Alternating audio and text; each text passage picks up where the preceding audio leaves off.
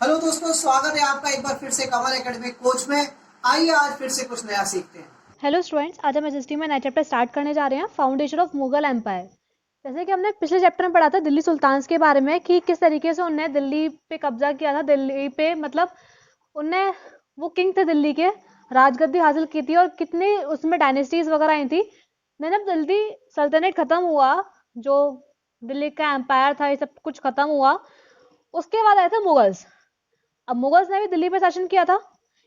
इन सब चीज को जानते हैं इस चैप्टर में कि मुगल जो चालू हुए थे वो मदर साइड से चालू हुए थे, चेंगिस खान के मदर साइड से चालू हुए थे, जो कि 1227 में मरा था। मेनली ये मंगोल ट्राइब का रूलर था, चाइना का और सेंट्रल एशिया का। और उसके फादर साइड से सक्सेसर थे तैमूर, जो कि 404 में मरा था, जो कि ईरान का रूलर था, इराक का था और मॉडर्न डे जिसे बोलते हैं हम टर्की, उसका रूलर था।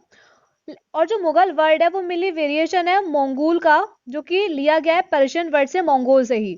पहला टॉपिक यहाँ पे आता है मुगल मिलिट्री कैंपिंग्स। तो जो बाबर था उसने बहुत सारे स्मॉल सेंट्रल एशियन किंगडम चालू किए थे, इनहेरिटेट किए थे उसने फरगना में, और उसने उसका राजगद्दी हासिल की थी जब वो 12 साल का था 1494 में। तो जल्दी ही अपना किंगडम था मंगोल ट्राइब में। देन उसके 1526 में वो डिफीट हो गया था दिल्ली के सुल्तान से, इब्राहिम लोहिड़ी से। और उसके अफगान सपोर्टर्स जो थे पानीपत पे, उसने दिल्ली और आगरा पे कब्जा कर लिया था। इसका मेन रीजन ये था कि उसके पास कैनॉन्स थे जो कि लोडी के पास नहीं थे, इसलिए लोडी जो थे वो हार गए और उन्होंने दिल्ली पे कब्जा कर लिया। 1527 में उन्होंने राणा संगा को हराया, राजपूत रूलर को और खनुआ को। 1528 में उन्होंने राजपूत को हराया चंदेरी में। उसके बाद अफगान्स को डिफीट किया था बैटल ऑफ घाघरा में। तो अपनी पावर स्टैब्लिश करते गए, दिल्ली आगरा से लेके गए बिहार तक, और वहां रूल किया उन्होंने 1526 से लेके 1530 तक। जो था वो मिली बाबर का था।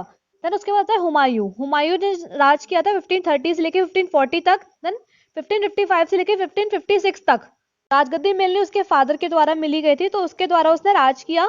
भाइयों को भी इतना ही सब कुछ मिला था जितना उसे मिला था, लेकिन वो सब लोग क्या थे, वो सेटिस्फाइड नहीं थे जितना उन्हें मिला था। उसके बाद शेर खान जो था वो उसने हुमायूं को हरा दिया था चौसा में 1539 में, और कन्नौज में 1540 में। हेल्प ली थी सफीर शाह से जो कि ईरान के थे, और दिल्ली दोबारा से रिकैप्चर कर लिया था, दोबारा से हासिल कर लिया था 1555 में। और वो मारा गया था 1556 तक।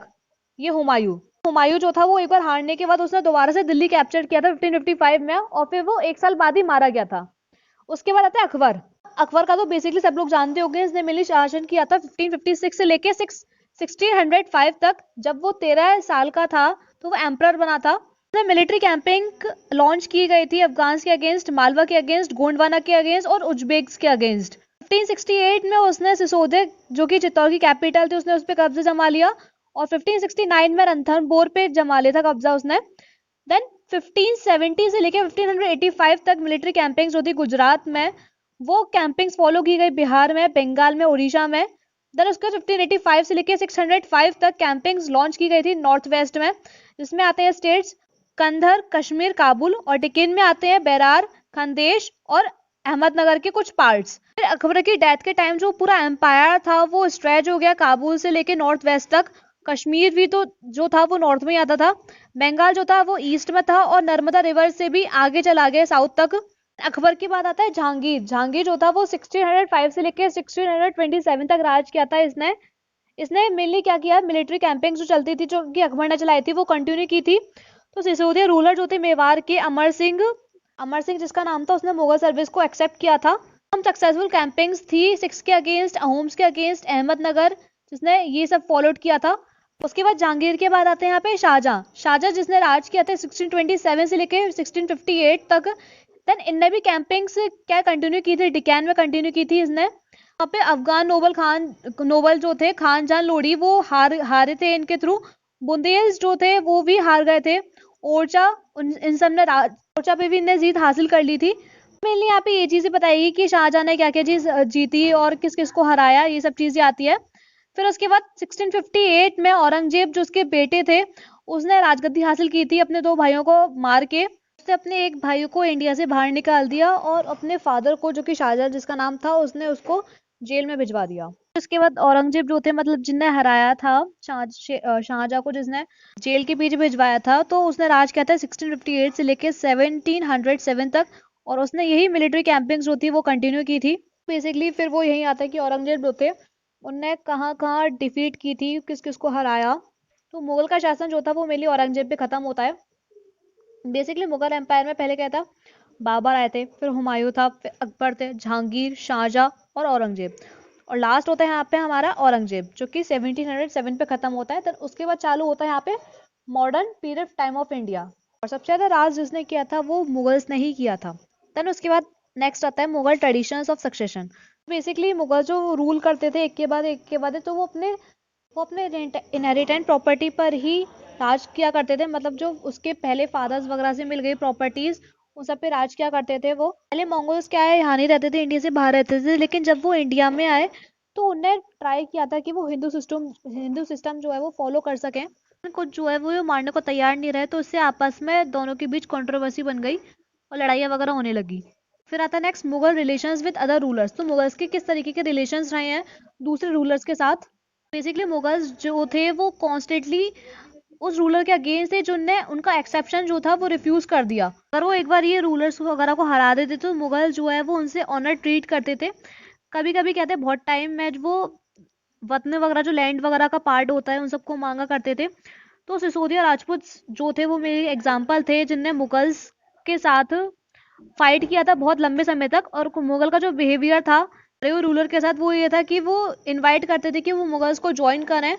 और कुछ उनमें से जो थे वो उनके जो डॉटर वगैरह थे वो मुगल्स फैमिली में मैरिड की गई, शादी की गई थी उनकी। नेक्स्ट आता है यहाँ पे मुगल एडमिनिस्ट्रेशन। तो मेन सोर्स जो था इनकम का, मुगल के इनकम्स का, वो था मेनली टैक्स जो कि पीजेंट्स वगैरह से प्रोड्यूस किया करते थे। अकबर का जो रेवेन्यू मिनिस्टर था टोडरमल, ये सब चीज़ पे सर्वाइव किया, क्रॉप यील्ड्स पे, प्राइजेस पे, एरियाज पे जो कल्टीवेशन हो रहे हैं 10 साल तक, 1570 से लेके 1580 तक।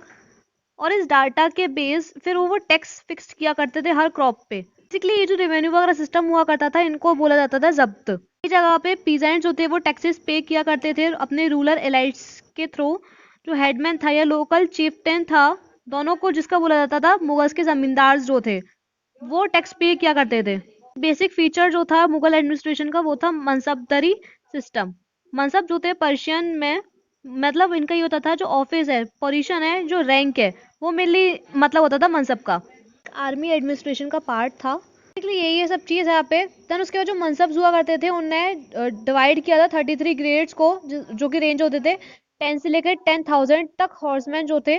और रैंक जो थी वो एम्परर के थ्रू डिसाइड की जाती थी। यहाँ मनसबदार मीन्स आता है एक इंडिविजुअल जो कि मनसब को होल्ड करता हो, यानी कि उसकी पोजीशन है, उसकी रैंक को होल्ड करके रखता हो। उनका ग्रेडिंग सिस्टम था रैंक को फिक्स करने के लिए, सैलरी को, मिलिट्री की, ये सारी रेस्पॉन्सिबिलिटीज देखने के लिए। और रैंक और सैलरी जो थे वो डिटरमाइन किए जाते थे न्यूमेरिकल वैल्यू से, जिसे बोला जाता था जाट। जितना ज्यादा जाट होता था उतनी ज्यादा प्रेस्टिजियस नोबल पोजीशन होती थी उसकी कोर्ट में, सबसे ज्यादा सैलरी हुआ करती थी। तो यहाँ पे भी ये सब चीज के बारे में बताया गया है, जागीर और मनसबदार के बारे में बताया गया है कि वो क्या क्या काम किया करते थे, किस तरीके से वो रेवेन्यू इकट्ठा किया करते थे, किस तरीके से वो किंग सिस्टम वगैरह किया करते थे कि सबसे ज्यादा न्यूमेरिकल वैल्यू वगैरह हाई होती थी तो उसकी सैलरी वगैरह सब कुछ हाई होती थी। तो यही चीज सब चीज के बारे में बताया गया है इसमें। देन उसके बाद नेक्स्ट आता है यहाँ पे sources of Mughal history. Basically Baburnama जो है मेनली जो बाबर की ऑटोबायोग्राफी है, और बायोग्राफी हुमायूं की जिसने लिखी थी गुलबादन बेगम ने। अकबरनामा जो कि अकबर की बायोग्राफी है। तुजक आई जहांगीरी जो कि जहांगीर की बायोग्राफी है। ये सब चीज जिसकी बायोग्राफी वगैरह ये सब कुछ हमें इंफॉर्मेशन देती है मुगल के रूल के बारे में। इनमें से अकबरनामा जो है वो सबसे ज्यादा लिखी गई है, जो कि अब्बुल फैजल के द्वारा लिखी गई है, एक कोर्टी और एक क्लोज फ्रेंड अकबर का, उन सब के बारे में लिखी हुई है इसमें पहला वॉल्यूम जो था वो अकबर के एंसेस्टर्स का था। सेकंड वॉल्यूम जो था जिसमें सारे अकबर के रीजन के रिकॉर्ड हुआ करते थे, उनके इवेंट्स वगैरह के रिकॉर्ड हुआ करते थे। और थर्ड वॉल्यूम जो था वो आईन अखबारी का था। इसमें मेनली अकबर के सारे हाउस होल्ड वगैरह, एडमिनिस्ट्रेशन, आर्मी, जोग्राफी सब कुछ हुआ करती थी उसके एम्पायर की।